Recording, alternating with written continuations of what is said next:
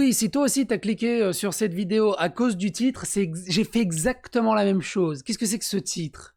Les orques seraient-ils racistes? Et encore, en fait, l'histoire est encore plus capillotractée que ça. C'est un vaste chantier. Votre aide me sera précieuse.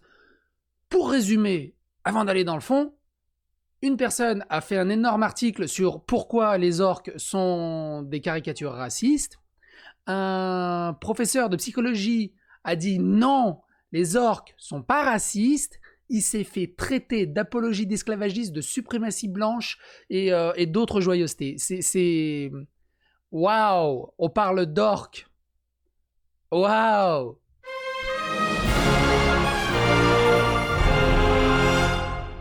Du coup, pour la petite histoire, j'ai ça dans ma bibliothèque derrière. C'est ça, c'est l'Advanced Dungeons and Dragons, seconde édition. La seconde édition date de 89, je crois.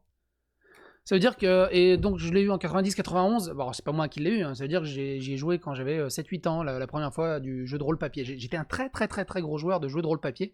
Après j'ai vraiment jeté mon dévolu sur Vampire la Mascarade, j'étais maître du jeu sur Vampire la Mascarade pendant des années, et j'avais un petit Malkavien que je surkiffais. Et ça c'est une autre histoire.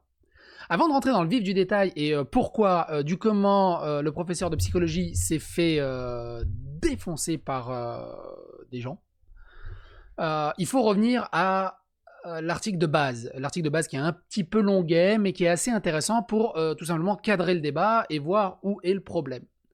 Donc le 26 avril 2020, Christian Hofer a sorti un article sur Comic Book « Pourquoi les orques sont problématiques dans les donjons et les dragons ?» Ou, pour résumer, comment ASJW amène des problèmes là où il n'y en a pas, des problèmes de notre société là où il n'y en a pas dans un univers totalement fictif. Ça va parler de lui-même, l'article. Évidemment, je ferai des petits digressions, je sais toujours pas d'ailleurs s'il y a un S dans ça. Il y a digresse, il y a beaucoup de graisse et qu'il y a beaucoup de tas. Bref, un passage de 2016 d'un livre de règles de Donjons et Dragons montre que les fans parlent une fois de plus d'un problème de longue date avec la façon dont les orques sont représentés dans les jeux de table et d'autres éléments de la fantasy. Plus tôt dans la journée, le terme « orc » a commencé à être utilisé sur Twitter aux États-Unis alors que les fans de Donjons et Dragons et de fantasy ont débattu des problèmes entourant la créature fantastique classique. Et vous allez voir que c'est... En fait, si on n'est pas américain, on n'arrive pas à comprendre. En fait, il y a un énorme souci monstrueux racial aux États-Unis, hein, entre les blancs, les noirs, les flics qui tabassent des noirs. Enfin, il y a énormément. Il y a qu'à voir que le premier qui dit néga, ça y est, la chaîne, le gars, il est cancel culture et le gars, on lui enlève sa sécurité sociale, on lui enlève ses papiers, il n'existe plus, il est totalement effacé de la réalité, avec la main qui disparaît et tout. Donc il y a vraiment un énorme malaise à parler de ce genre de sujet, surtout aux États-Unis. C'est pas facile dans n'importe quel pays, mais surtout aux États-Unis, c'est encore plus amplifié, on va dire. La conversation a commencé lorsque Quinn Welsh Wilson a critiqué un passage trouvé dans le guide des monstres de Voloki, qui a noté que les orques ne pouvaient développer qu'une capacité limitée d'empathie, d'amour et de compassion. Bon, avant d'aller plus loin, même si vous avez jamais fait de Donjons et Dragons, même si vous avez jamais fait de Warhammer, même si vous avez jamais fait de Warcraft, même si même si vous avez jamais vu le Seigneur des Anneaux, je pense que vous savez c'est quoi un orc. Tu sais, des espèces de grosses bêtes noires, souvent avec des dents un peu en arrière, un peu bourru, berserker, et moi moi taper. Voilà. Dans les Donjons et Dragons, on peut, dans les JDR, on peut jouer un orc, et du coup, il y a des malus qui s'appliquent à ça. Ce qui est drôle, c'est que Quinn Welsh Wilson a critiqué un passage trouvé. Tu sais, les SJW n'ont rien d'autre que ça à foutre de toute la journée que de chercher des choses sur lesquelles ils pourraient s'offusquer. Donc, il a trouvé, oh putain, tu sais, le mec, il ouvre celui-là de 89, bordel de merde. il va ouvrir le Necronomicon, je crois. Welsh Wilson a préfacé leur post avec un avertissement de déclenchement de racisme occasionnel, du racisme dans un univers fictif à base d'orques, de donjons et de dragons, qui a déclenché un débat houleux sur la façon dont les orques et d'autres races fantastiques sont représentés dans les contes fantastiques modernes. Le discours de ce week-end sur les orques n'est pas exactement une nouvelle conversation, mais c'est une discussion qui vaut toujours la peine d'être discutée. Il y a deux éléments problématiques distinctifs dans les orques, l'un qui remonte à leur origine dans le travail de J.R.R. Tolkien, et l'autre qui reflète les problèmes plus large entourant la race et les origines ancestrales dans Donjons et Dragons et les jeux de fantasy similaires. Alors que les orques ont leurs racines dans les gobelins et autres créatures de contes de fées, le concept moderne des orques dans les jeux de table provient en grande partie du Seigneur des Anneaux de Tolkien, alors que le truc il date des années 40. Comme décrit dans le Seigneur des Anneaux, les orques sont représentés comme des créatures humanoïdes intrinsèquement mauvaises, et Tolkien les a décrites dans une lettre comme des versions dégradées et répugnantes des types mongols les moins adorables pour les Européens. Alors, quand il dit des types mongols les moins adorables, il parlait pas des SJW, ça n'existait pas à ce moment-là. Il parlait, j'imagine, du peuple mongol, tout simplement. Mais en beaucoup moins adorable, dégradé, où ils amplifient le truc. C'est clair que tu vois Gengis Khan et tous les autres... on est plus dans l'orque. Quand tu vois la pub aussi pour les apéricubes avec les vikings qui arrivent, on est aussi dans l'orque. Et ça pose problème. Couplé avec le fait que Tolkien décrivait des cultures entières comme étant représentatives du bien ou du mal, beaucoup considéraient les orques comme le reflet de l'autre, avec un gros A, de l'autre, du barbare, de l'étranger. Un concept philosophique utilisé pour peindre des cultures entières comme étant en quelque sorte inférieures ou mauvaises parce qu'elles étaient différentes. Maintenant, Tolkien a noté dans d'autres lettres que les orques n'étaient pas censés être représentatifs d'une culture particulière des gens, et que des orques pouvaient être trouvés des deux côtés du conflit avec des gens vraiment bons.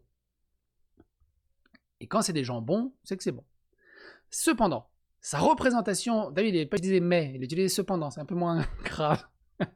Cependant, sa représentation de la culture orque comme une société monolithique de créatures maléfiques ressemblant à des humains est devenu un élément standard de la fantasy épique. Le problème, c'est qu'il ressemble à des humains. Au fil du temps, divers artistes et auteurs ont utilisé des éléments de diverses cultures non européennes du monde réel pour représenter des orques dans des livres et d'autres médias, renforçant ainsi l'idée que les orques étaient le reflet de races non européennes, ce qui est incroyablement problématique. Je vois pas en quoi que les orques soient pas une race européenne soit problématique. Ce sont des orques. Ils sont même pas d'une race humaine. Ce sont des orques, ils ne sont même pas d'une race terrienne, ce sont des orques dans un univers fictif, science fantasy, heroic fantasy. Donc, ils sont pas de race non européenne, ni bulgare, ni turque, ni africaine, ni chinoise, ils sont rien, c'est des orques.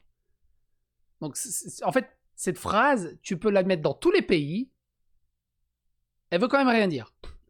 Bien que les quelques paragraphes ci-dessus ne résument que la raison pour laquelle de nombreuses personnes contestent la représentation des orques en général, il explique également pourquoi beaucoup n'aiment pas la façon dont Donjons et Dragons et d'autres jeux de table fantastiques traitent la race en général.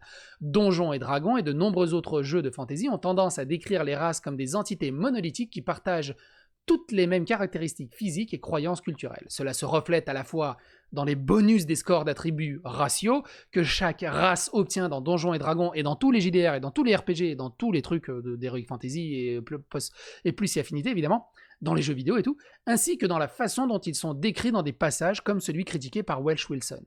Beaucoup de gens voient des jeux comme Donjons et Dragons codifier et normaliser l'utilisation des stéréotypes raciaux, ce qui conduit à la fois à des situations racistes sur la table du jeu et encourage l'adoption d'attitudes racistes pour certains joueurs. Qu'est-ce que ça veut dire ? Alors, ça veut dire quoi ? Je joue à Warhammer 40 000, j'ai mon copain qui est un orc, je sais plus c'est quoi la race des orcs version Warhammer, mais bref, c'est pareil. J'ai dit, écoute, t'es un peu goliot, t'es un gros gourdin, tu peux aller la défoncer la porte. Et là, si t'as un joueur SJW qui a cette table, comment tu l'as catégorisé ? C'est hyper raciste ce que t'as fait. C'est genre de blaireau, hein, j'ai fait un sacré cheminement de censure pour arriver à un terme aussi peu insultant. C'est un pachinko, c'est cette allée de fils de pute d'enculé de blaireau. Ne joue pas au JDR.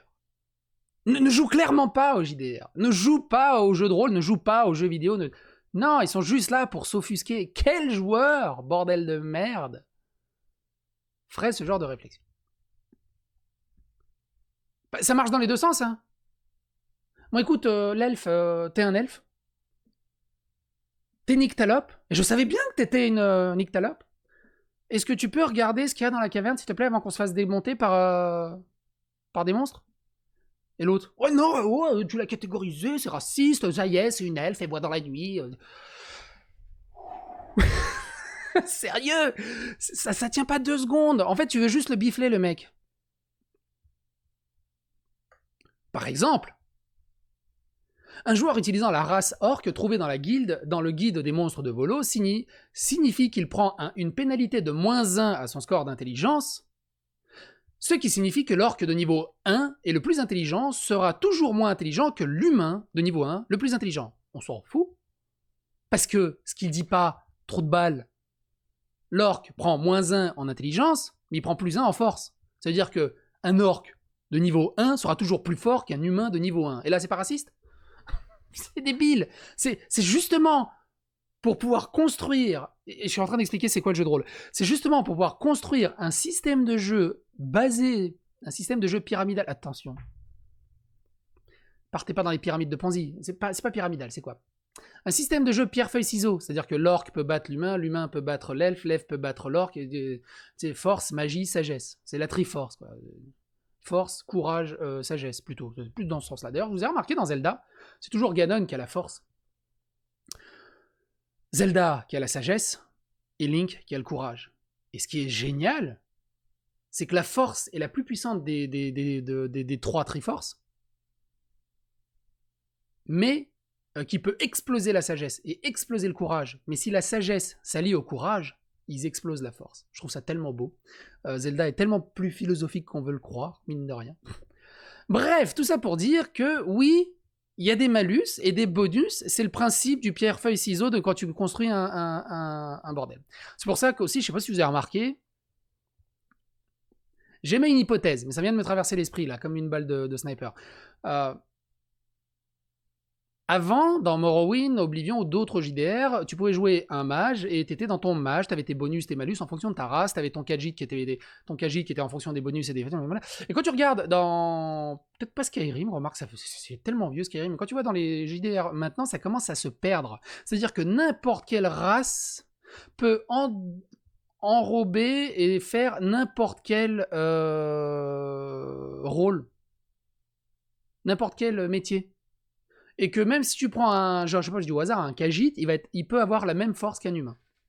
Tu peux en fait, il y a plus rien de codification raciale de ce côté-là. C'est en train de se perdre, ce qui est vraiment dommage. Pas tous, hein, mais j'ai vu quelques exemples comme ça.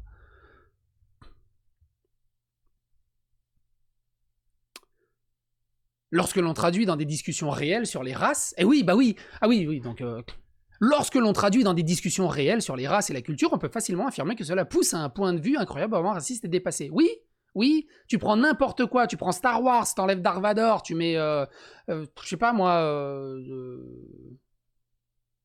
j'en sais rien, Poutine. Et tu prends Luke Skywalker et tu mets Macron, vas-y, démerdez-vous avec ça. Et bah oui, ça peut faire des discussions réelles et incroyables et complètement débiles, oui. Si tu... En fait, c'est le même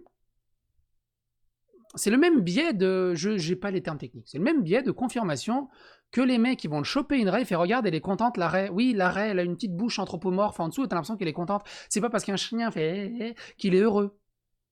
C'est pas parce que t'as l'impression que le gars est heureux dans son visage qu'il est heureux ou triste. Enfin, je parle pas des humains, mais je parle des animaux. Et du coup, il leur prête des émotions humaines et des intentions qui sont complètement pétées. C'est sûr que si tu remets tout dans une discussion réelle, bordel de merde, demande à une femme d'ouvrir un pot de confiture. Et ose me dire qu'elle n'a pas un malus de -1 ou 2 en force. Hein? Et pourtant, c'est pas féministe. Alors oui, il y a des femmes qui sont hyper baraquées, qui jouent au golf toute l'année, mais pour tuer des hommes, mais j'aurais pas dû la faire. Allez, on revient. Je sais pas où j'allais avec ça.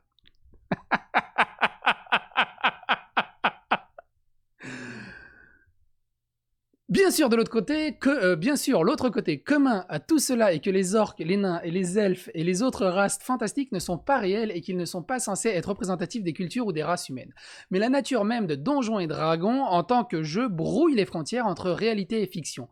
Bien que vous soyez censé être dans le rôle d'un personnage fictif d'un Donjon et d'un Dragon, cela donne toujours de l'action au joueur et supposant qu'un personnage est à la fois unique et capable de faire ses propres choix. Et donc, il est problématique de supposer qu'une créature avec à la fois de la conscience de soi et de l'intelligence agira d'une certaine manière simplement parce qu'elle provient d'une certaine culture ou une certaine apparence. On est dans un système de jeu pierre-feuille-ciseaux.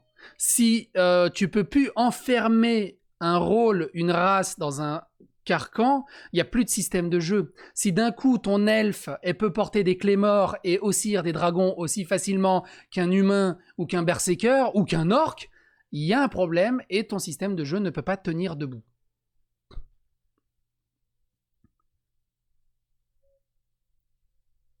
Alors que Donjons et Dragons est le genre fantastique le plus large, qui a souvent lutté avec ses stéréotypes monolithiques, surtout que dans les JDR, tu joues toutes les races.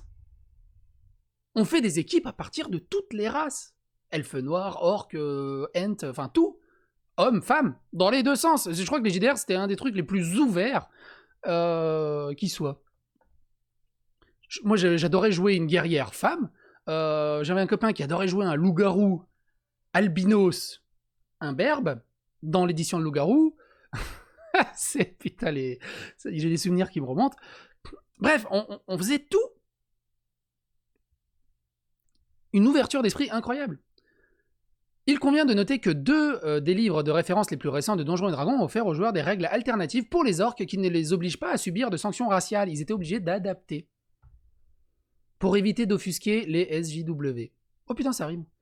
À l'intelligence et non pas de soif de sang naturelle ou de rage sous-jacente. Et donc l'orque ne sert à rien. Pas de soif de sang, pas de berserker, pas de bonus de force. C'est débile. Pas de rage. On fait un humain. Et en gros, en voulant protéger les orques, ils leur ont retiré le seul avantage qu'ils avaient par rapport aux autres races. Donc c'est pas les défendre, tu viens juste de les niquer, en cherchant à les défendre.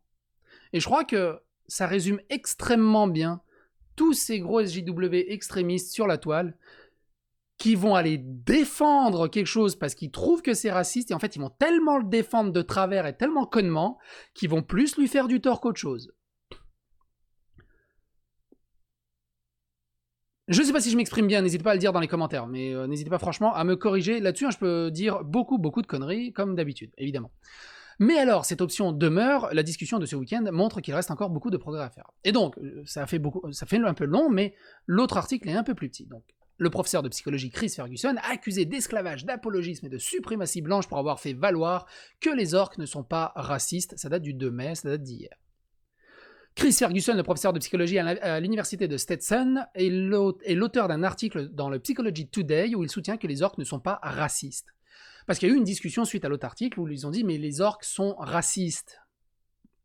Maintenant, il est attaqué par des éléments progressistes pour avoir défendu son point de vue selon lesquels la race fictive des orques, comme on le voit dans les jeux populaires comme Donjons et Dragons, ainsi que la plupart des œuvres de fantasy dans la littérature, ne sont pas un concept raciste.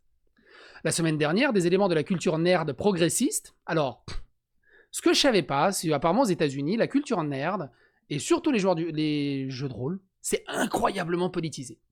Progressiste, c'est gauche SJW, si j'ai bien tout lu Freud.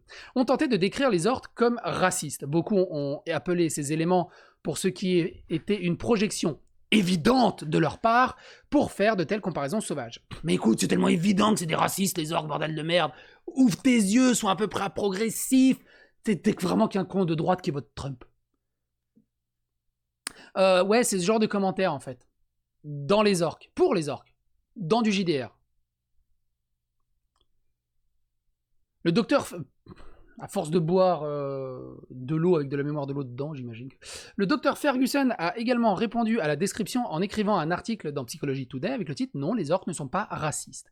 L'article poursuit en décomposant où l'indignation récente à propos des orques provient du fait de pointer vers un article de comicbook.com et un tweet tendance. Il poursuit en soulignant 3 des arguments communs que les gens faisaient pour tenter de dépeindre les orques comme raciste. Le docteur Ferguson décompose ensuite chaque argument, prouvant pourquoi il ne fonctionne pas et n'ont pas de sens. Surtout, il conclut son article en écrivant « Non, les orques ne sont pas racistes et Donjons et Dragons ne fait pas la promotion du racisme ». Il poursuit « Il n'y a aucune bonne preuve scientifique pour étayer les affirmations de cette nouvelle vague éveillée, woke, vous savez, get woke, d'indignation morale et de maintien de l'ordre ».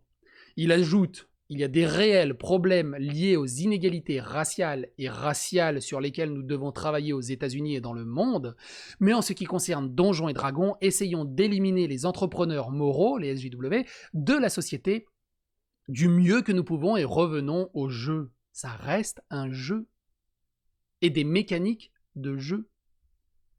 Après avoir publié l'article, le Dr Ferguson a été accusé d'être un apologiste de l'esclavage et un suprémaciste blanc par Nicolas Massick de Monkey Pawn Game et le compte Twitter officiel de Swordsfall. Un autre JDR apparemment et une autre boutique de JDR. Parce qu'ils s'acharnent entre eux en plus. Donc, si vous dites, attention, si vous dites que les orques ne sont pas racistes, vous faites l'apologie de l'esclavagisme et vous êtes un suprémaciste blanc. En voulant défendre les orques, qui ne sont pas racistes. Donc Monkey Pawn Game a dit « Hell no !» Je crois que ça veut dire « light my ass off », je rigole en perdre le cul par terre de ma chaise. Taking time out of the busy schedule of slavery apologism and talk about how orcs aren't racist, I'm glad all the white dude racist understander have logged on to tell all us BIPOC, je sais pas ce que c'est, what racism is and how slavery work. Bon, bref. J'ai un bon niveau d'anglais, j'arrive à tenir des traductions, mais alors par contre la traduction dans ma tête c'est pas ça encore, donc si je rate dans les traductions, les commentaires sont là. En gros ce qu'il dit, oh bah bordel de merde, je suis heureux que des blancs qui comprennent c'est quoi le racisme te disent oh là là, c'est quoi le racisme et comment marche l'esclavage. Ouais c'est ça, lave tes pieds, herbs je sais pas ce que c'est. Lave tes pieds avant de venir parler. Donc j'imagine que par ce genre de tweet, Monkey Pawn Game est un black. Alors il y en a un qui m'a dit, pourquoi tu dis black au lieu de dire noir, c'est pas une insulte noire. Non c'est vrai. Mais j'ai grandi et je vis toujours dans le 9-3, en fait depuis gamin avec les copains, on a dit black depuis la primaire, en fait c'est devenu tellement un réflexe de le dire que voilà, il n'y a aucun souci de ce côté-là. Donc d'après son tweet, bah, j'en déduis qu'il est noir, mais j'aime bien c'est que il traite quelqu'un de faire de l'apologie du racisme en le traitant de petit blanc qui peut pas comprendre. Alors moi, merde, je voulais prendre un espèce de totem. Tiens, j'ai mon badge d'immunité. Oui, c'est un badge d'immunité. Je suis d'origine serbe. Donc je suis slave. Et j'ai le droit de parler d'esclavage. Il me dit, mais qu'est-ce que tu me racontes, c'est les blacks qui ont été réduits en esclavage et tout, le blablabla. Oui, il y a eu... L'histoire a retenu surtout l'esclavage et la traite des Noirs, on est d'accord. C'est eux qui souffrent quasiment encore aujourd'hui beaucoup, on est d'accord. Vous savez pourquoi les Slaves s'appellent des Slaves? Au Moyen-Âge, je ne vais pas rentrer dans les détails, mais en gros, au Moyen-Âge, c'était surtout nous qui ont été réduits en esclavage et on nous vendait à travers toute l'Europe. On nous a surnommés les Slaves, ce qui a donné le mot l'esclave.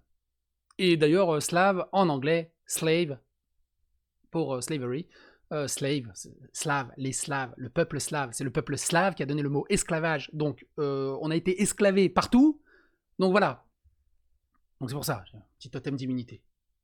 D'ailleurs, c'est débile d'être obligé d'avoir un totem d'immunité pour parler de choses. J'ai un copain breton, pourquoi il pourrait pas faire des blagues sur un croate? Je suis obligé d'être serbe pour faire une blague sur un albanais ou un croate? C'est débile, c'est débile, c'est débile. Tu sais c'est quoi une paire de godasses qui fume sur un trottoir? Un croate qui attend le bus. Un bosniaque qui attend le bus, pardon. Alors, si vous n'avez pas vécu la guerre de Yougoslavie, vous comprendrez moins. Mais si vous êtes un slave ou que vous l'avez vécu, vous êtes en train de rigoler par terre, en train de sauter en Magikarp dans toute la pièce comme ça. C'est une des plus belles blagues, je trouve, de cette époque-là. Bref, revenons à nos moutons. Swordsfall dit « Waouh, regarde-moi tous ces retweets, blablabla. » Blablabla, je crois qu'il n'y avait rien d'intéressant ici. Voilà, ils sont en train de l'insulter. J'ai oublié, quand t'es blanc, tu ne peux pas parler de racisme et de dire que ça compte pas. Un truc comme ça, je crois. D'autres ajouteraient également leurs commentaires tels que documentés par l'utilisateur TweetLady15. Donc là, c'est juste des engueulades à base de t'es qu'un blanc, tu comprends rien, t'es raciste, tu fais l'apologie de l'esclavagisme, tu votes Trump, t'es dangereux, connard de fils de pute. Ça part dans des insultes monstrueuses. Le médecin s'est pas du tout démonté. De toute façon, je vous invite à aller le lire. Je vous invite tout simplement à aller les lire à travers l'article. Les orques, on parle encore d'orques. Parce que si vous zoomez un peu, on va en ouvrir un au moins. On parle encore d'octes. Voilà. Le fait que tu as doublé, tu as triplé sur tes amis non blancs pour me dire quoi, toi, en tant que personne blanche qui ne comprend rien à l'esclavagisme, au racisme et à l'oppression, you are showing your entire ass right now. Tu me montres entièrement tes fesses maintenant. C'est très compliqué quand tu veux taper l'argot anglais. Ça, c'est le type d'ad hominem totalement raciste qui cherche à diviser blablabla et blablabla. En gros, c'est que des attaques personnelles qui cherchent à diviser. En gros, t'es pas noir, tu peux pas discuter de tout ça, t'es qu'un connard de suprémaciste blanc. Seulement parce qu'il a osé parler et osé soulever ce genre de débat. C'est pour ça que le débat aux États-Unis est très, très, très complexe. En France aussi, il y en a aussi, mais je le vois quand même un peu moins. Là-bas, ça part à une vitesse trop hallucinante. Une personne a même demandé à Ferguson de supprimer l'article de Psychology Today, de supprimer ses commentaires sur le sujet sur Twitter et de considérer qu'en tant qu'homme blanc, vous n'êtes pas qualifié à écrire sur la race à quel titre que ce soit. Si. Si. Écoute, je fais pas beaucoup de vaisselle, mais si j'ai envie de taper un article sur comment faire la vaisselle, je peux taper un article sur comment faire la vaisselle.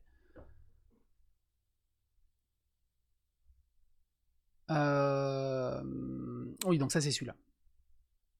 Ferguson a répondu avec un certain nombre d'attaques. On peut lire ses attaques, d'ailleurs il a toujours répondu hyper correctement. Il a d'abord répondu à Brandon Leon Gambetta après avoir partagé l'article sur Twitter. Le mec s'appelle Léon Gambetta.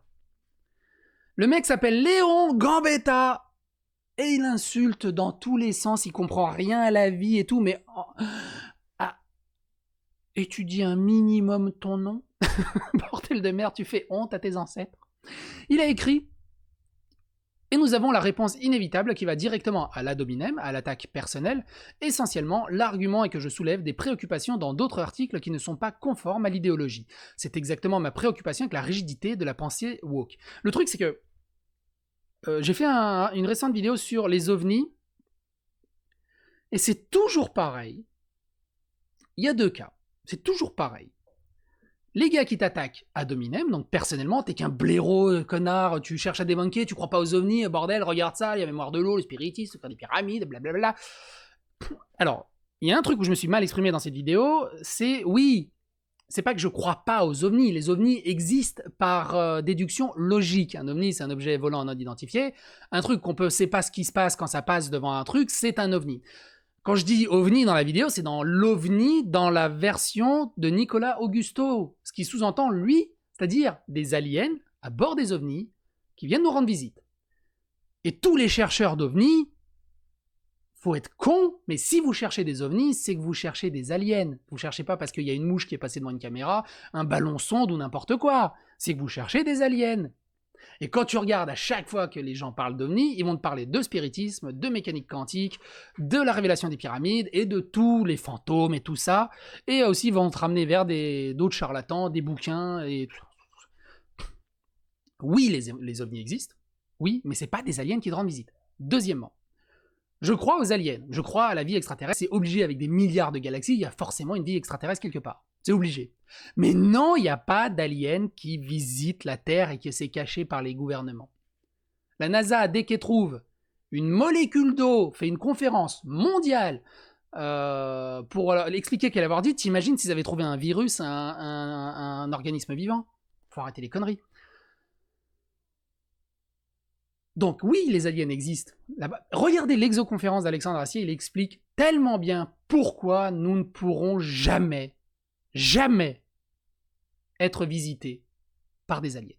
Jamais. Et c'est ce qui fout le vertige. Et ce qui fait peur. On sera seul à jamais. C'est jamais. Petit Astérix. Si on trouve un jour un moteur quantum à étoile noire, j'en sais rien. Mais pas tout de suite. Bref, revenons à nos moutons. Dans un tweet ultérieur, il a ajouté « Donc, apparemment, le mec m'arrobase, me nomme, me cite, moi, sur ses attaques ad hominem, personnelles, puis quand j'ai répondu en soulignant qu'il faisait des attaques personnelles, il m'a bloqué. C'est agréable, c'est ainsi que ces gens fonctionnent. » Et donc, c'est... J'aurais dû prendre 2-3 commentaires que j'ai reçus. Ah, bordel de merde. Sur les ovnis, c'est toujours la même chose, c'est toujours le même type d'argument. Et au-delà de ça, il y en a aussi, ils m'ont dit « Gros, t'es un gros jaloux sur Julien Chiez, mais lâche-le !» Mais vous êtes pas doué. Toute la vidéo n'a strictement rien à voir avec Julien Chiez. Toute la vidéo est sur les ovnis, sur Nicolas Augusto, et surtout sur les saisons du Paradis, Season of Heaven, sur Switch. C'est tout. S'il avait fait, Nicolas Augusto, cette interview ailleurs, bah ça serait ailleurs, c'est Julien Chiez qui l'a fait. Il y a plusieurs vidéos où je cite Julien Chiez pour rebondir sur l'info qu'il a traitée, j'en parle même pas du tout de Julien Chiez, il me dit « Arrête avec Julien Chiez !» Les gars, regardez c'est quoi le fond de l'information. Bordel de merde. Est-ce que c'était lui? Ah tiens. Donc, décidément, il top 7 ce Julien, à moins que tu n'essaies pas de surfer sur le buzz et donc des clics que son nom produit, je pensais que tu valais mieux que ça. Tu vaux mieux que ça. Arnaud Rajo. Et donc, je lui ai dit, aucun intérêt à Julien Chiez dans cette vidéo, le sujet principal est Season of Heaven sur Switch de Nicolas Augusto. Tu as l'air de faire une sacrée fixette sur Julien pour ne pas avoir remarqué cela au moins, et il m'a répondu, j'ai pas vu. Pourtant, non, je ne l'aime pas, ni lui, ni ses vidéos, je reconnais juste son travail. Par contre, toi, tu t'en sers alors que tu le critiques. Merde, vous voyez pas. Est-ce que, mon cher Arnaud, tu viens pas toi-même de le critiquer parce que t'aimes pas son travail? Et en fait, ce qui est fou là-dedans, et je digresse totalement, ce qui est fou dans tout ça, c'est tous les commentaires sont des commentaires miroirs. C'est-à-dire que tu fais juste attaque miroir et le commentaire explose. T'es qu'un pauvre con, t'es qu'un connard de dénigrer le travail des autres, je viens juste de regarder le début de ta vidéo. Qu'est-ce que t'es en train de faire là? Va te trouver une vie. Mais qu'est-ce que t'es en train de faire? T'es en train de dénigrer, t'es en train de... Tu peux t'appliquer le commentaire à toi-même en fait. Et c'est un truc que je comprendrai jamais. Si vous avez des arguments à critiquer quelque chose, faites-le. Mais avec des arguments logiques. Bordel de merde. J'en ai reçu plein sur le truc des ovnis, c'est assez rigolo. Et là, pareil, j'en reçois plein sur Naughty Dog qui a dit « C'est bon, on a trouvé, ça n'a rien à voir avec Naughty Dog ». J'en reçois des commentaires du genre « T'as vu ? Ah ah, c'est pas Naughty Dog, tu la ramènes moins, espèce de gros rageux, tu peux plus cracher sur Naughty Dog, hein, connard, ça te fait quoi de pas pouvoir les dénigrer ?» Mais t'es con ou quoi? Ça change strictement rien à l'origine du problème. Le problème, c'est les spoils. L'écriture de Last of Us 2. C'est pas parce que c'est machin qui a spoilé ou machin qui a spoilé. Et pareil, ce genre d'argument, tu sais, ils sont dans un délire de merde. Oh, il y a un papillon. Et d'un coup, ils oublient qu'ils sont dans la merde. Oh, il y a un papillon. Oh, le papillon. Je comprendrai jamais ce genre de réflexion qu'arrivent à avoir les gens. J'arrive pas à les assimiler. C'est pas logique. Dans un fil de discussion séparé, il a ajouté « Donc, on dirait qu'un mec a été dérangé parce que j'ai publié quelque chose qui est en conflit avec ses opinions personnelles. » Il a poursuivi « À confirmer, je m'intéresse aux bonnes données, même sur des sujets controversés. Je ne préconise pas le Gamergate, l'AFC ou, difficile à croire, cela doit être dit, l'esclavage. » Il a poursuivi « C'est exactement ce genre de comportement que nous devons affronter, quelles que soient nos convictions personnelles. Ces individus recourent à la calomnie et à l'intimidation à l'appui de leurs croyances idéologiques. » Ferguson répondrait ensuite aux accusations d'excuses pour l'esclavage de Nicolas Mazick et de Monkey Pawn Game. Il a écrit, pourquoi c'est plus surligné ça? Il a écrit, et encore une fois, les walkers se tournent directement vers le langage des apologistes de l'esclavage plutôt que vers un engagement sérieux. C'est ce genre de mauvais comportement absurde avec ses propres connotations racialisées qui a fait tellement de dégâts au progressisme. Parce qu'il y a du bon dans le progressisme, c'est comme le féminisme, il y a du très très bon dans le féminisme. Mais les féministes endurcis et les SJW extrémistes font du tort à longueur d'année à ceux qu'ils essayent de défendre. C'est ça qui est dingue. Il répondra ensuite à la critique globale qu'il recevait. Il a écrit « La difficulté sur les orques révèle la difficulté que l'extrême gauche ou certains d'entre eux ont à encadrer... » Alors, il ne parlait pas de Michael J. Locke. « Ont à encadrer tout type de dialogue comme tout désaccord étant autre chose que la suprémaciste blanche. » Il a suivi cela en écrivant « Le problème aussi, c'est que des gens semblent n'avoir aucune idée de la mesure dans laquelle cela arrête les gens, les bloque, les braque, et dans certains cas, les déplace dans le camp de Trump, Marine Le Pen, etc., car ils se fatiguent de ce genre de discours. » Il a écrit « Tactique correcte et diffamatoire d'un individu pour qui la critique de ses opinions personnelles semble être très menaçante. » La fiction fantastique a été assiégée ces dernières années, la représentation des orques était l'un des principaux points de discorde, ils utilisent des orques pour s'en prendre à des grands fantasmes comme J.R.R. Tolkien, affirmant qu'ils promeuvent le racisme et que leur représentation est raciste. Mais ce ne sont pas des orques. Chuck Wendig, auteur de Fired Marvel Comics et Star Wars, a déclaré que le genre entier de la fantasy épique est trop blanc et masculine et hétéro, insinuant que le genre doit avoir des quotas de diversité auto-imposés. On voit ce que ça donne avec Children of Atom, avec New Warrior et avec tout Hollywood. Que pensez-vous de ces attaques contre le Dr Ferguson et de sa réponse? Très grosse vidéo. Restez correct dans les commentaires. Plus le message sera correct, plus il sera agréable à lire, évidemment. Et si vous avez des arguments, si vous êtes encore là à cette vidéo, c'est que vous n'avez pas coupé en mettant un commentaire rageux. Si vous êtes encore là, je vous remercie. Mais surtout, si vous devez porter un argument qui soit un minimum logique, bordel de merde. Que ça soit pas un argument miroir. Si vous pouvez vous appliquer l'argument à vous-même, ne le postez pas. Enfin, quand je dis argument, une critique négative, si tu peux te l'apporter à toi-même, ça sert à rien. Ça sert à rien. Mais je pense que vous avez compris le message. Sur ce, les amis, plein de poutous partout. N'hésitez pas à soutenir la chaîne. Comment on la soutient? Eh ben, c'est gratuit. Vous vous abonnez, vous likez, vous partagez, vous clochez, vous partagez sur les réseaux sociaux. La cloche, c'est très important. Si ça vous fait pas chier les notifications, si ça vous fait chier, oubliez la cloche. Mais abonnez-vous. Bye. Et mettez des commentaires. C'est surtout les commentaires et les pouces.